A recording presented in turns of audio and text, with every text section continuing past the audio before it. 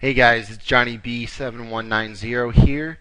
I am the owner founder of BattleTube. Just a quick overview of BattleBlog number 9. It is September 1st, 2011. This came out this morning. It's relevant to you if you want to know. It's updating just on the vehicles, the customization, and just some things that are going to be different about Battlefield 3. Okay? Now, I did a little highlighting here, so this is just if you can go. I got a link in the description if you want to go look at it yourself. That's good. Go there. But this is a quick overview. I've done some highlighting, so you take a look. There's going to be over 20 drivable vehicles in multiplayer spread across over 12 classes. Now, here where they said 12 classes, I'm assuming that those are just specifically vehicle classes. Alright, they said also that there's going to be over 80 unlockable specialization upgrades spread over those 12 vehicle classes. Over 80 unlockable specialization upgrades. So like they said before in a previous BattleBlog, there's going to be over a year's worth of unlocks and specializations and all that to keep you engaged and keep you earning more and keep you, going after the next thing. Okay, so each customizable vehicle class has 3 unlock slots. 1 secondary weapon slot, 1 is a gadget slot, and 1 upgrade slot. Another thing they said about the weapons customizations is that they're trying to really make it so that you have to make these decisions about the situation that you're going into. You kind of have to think ahead because these choices are going to create a strength and a weakness, right? And so here's what they said about that.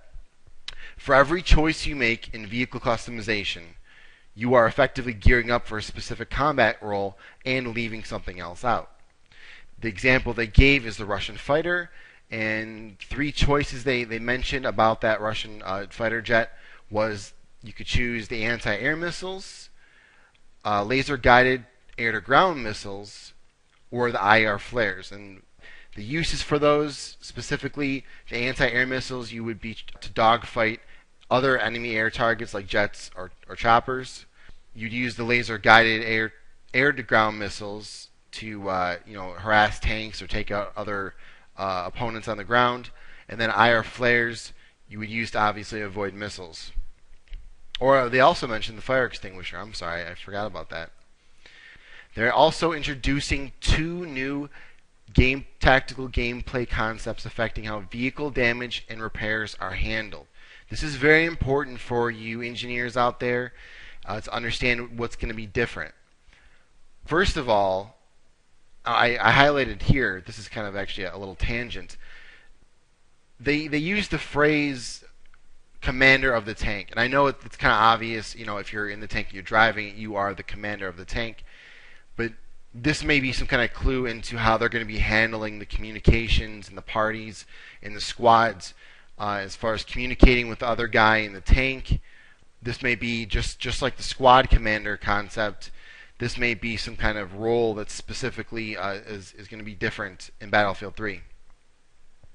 Okay, back to the changes in the how the damages and repairs of vehicles are going to be handled.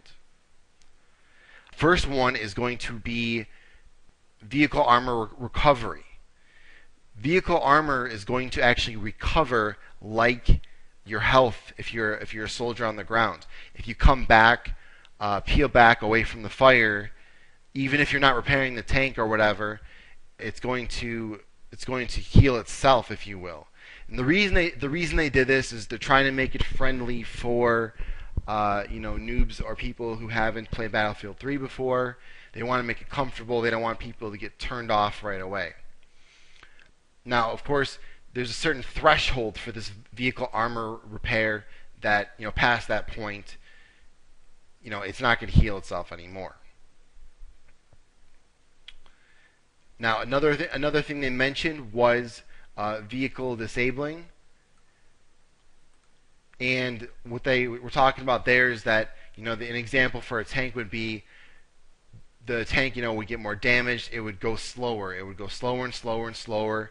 as more damage was taken on, right? So what they want to do here is obviously, they're always gearing towards and aiming towards realism.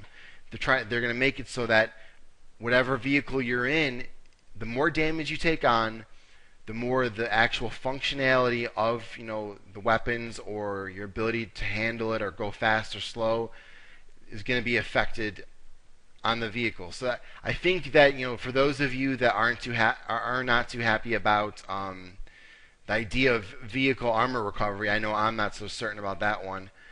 I know that the idea that the more damage you put onto a tank, it's going to affect their ability to actually fight back at you. So if you're able to to put some damage onto a tank, they're not going to just be able to run back. They're going to be going slower. They're not going to be able to fight back as much. So I think that kind of compensates. I think they're trying to go for a balance there. Alright guys, that's all for right now.